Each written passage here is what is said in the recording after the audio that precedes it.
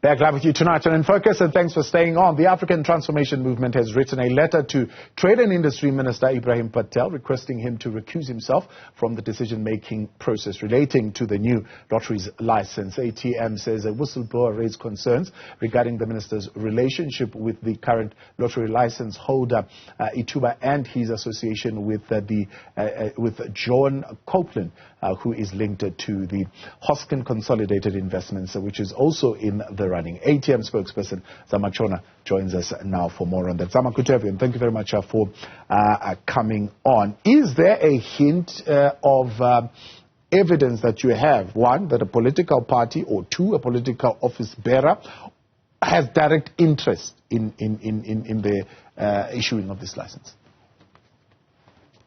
Thank you so much. Well, yes, there is, especially from a perspective that suggests that there could be a conflict of interest.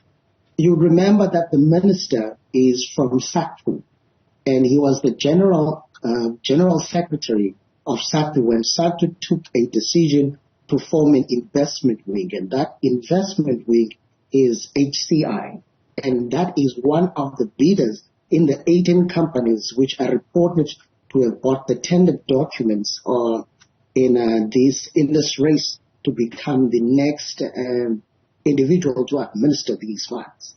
Now, by virtue of the minister being a former general secretary at the time that a decision was taken by the union to establish this entity, that alone is a problem. Because now you have an individual who has given birth to a child and later on must come and administer and choose which one of the 18 is the best looking.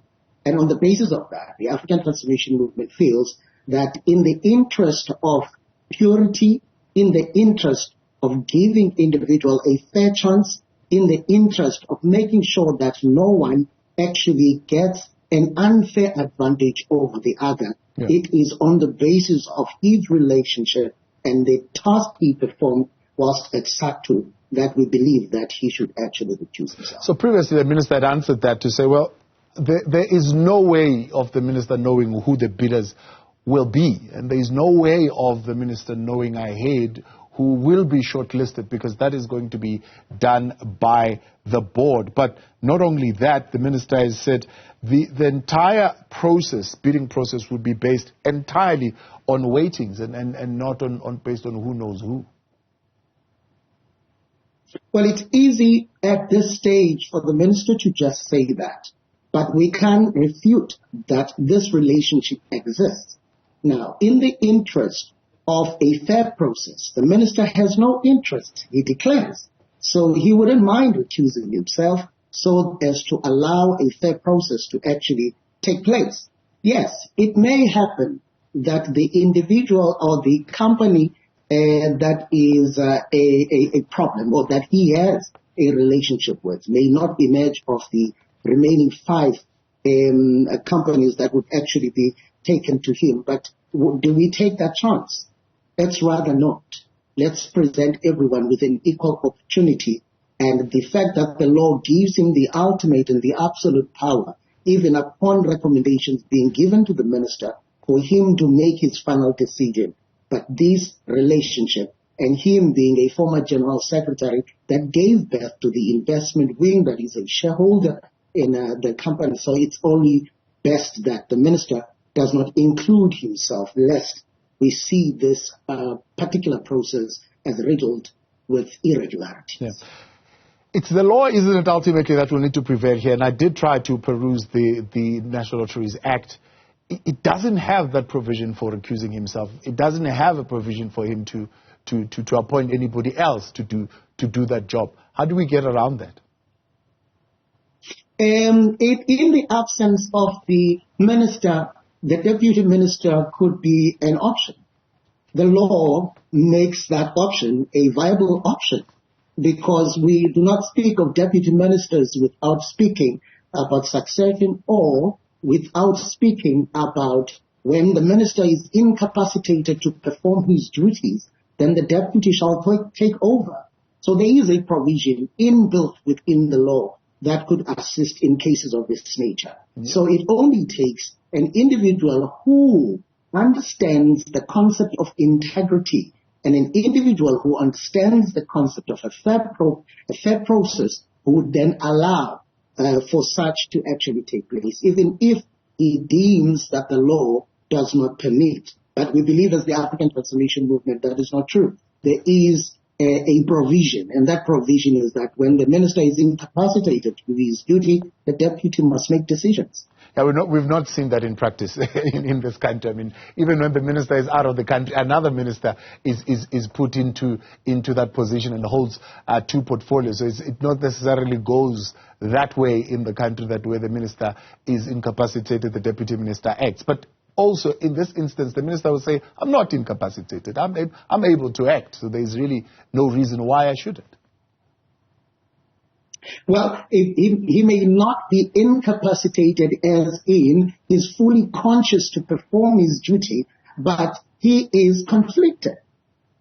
Now, that conflict, it actually declares a state of incapacitation because he is now conflicted. Because what we want at the end of the day, the African Transformation Movement always advances this. Let the system be a system that gives fair chances to every individual who's found within the space. Because if we do that, then we are upholding the ideals of our democracy. This is why we believe that even if at times you see that there are no clear permitted laws, as you were saying, but in the interest of justice, it must be seen to be done as much as it is done. And in the event that we still have men of integrity, and hopefully he would understand that the creation of a conducive environment wherein all would be given an equal opportunity to participate and emerge in the event that the other is found to be head and shoulders above the rest, he would actually say, you know what, in the interest of justice, let me step back.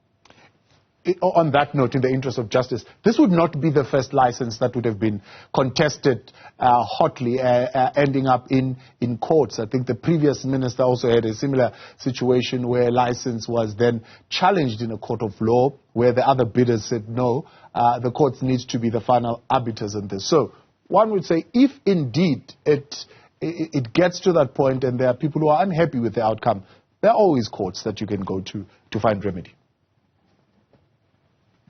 Sometimes it does not have to be dragged to the courts of law when it can be prevented.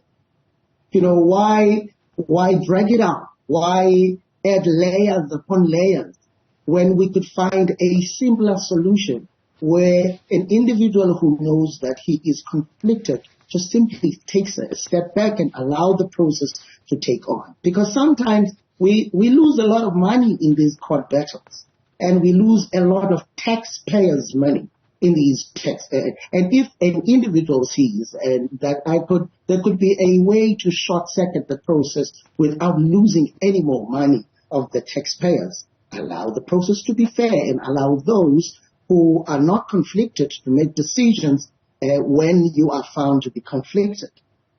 So we have put the request to the minister on this conversation. The answer we got was, apologies, we're not conducting interviews on this particular conversation. Have they responded to your letter?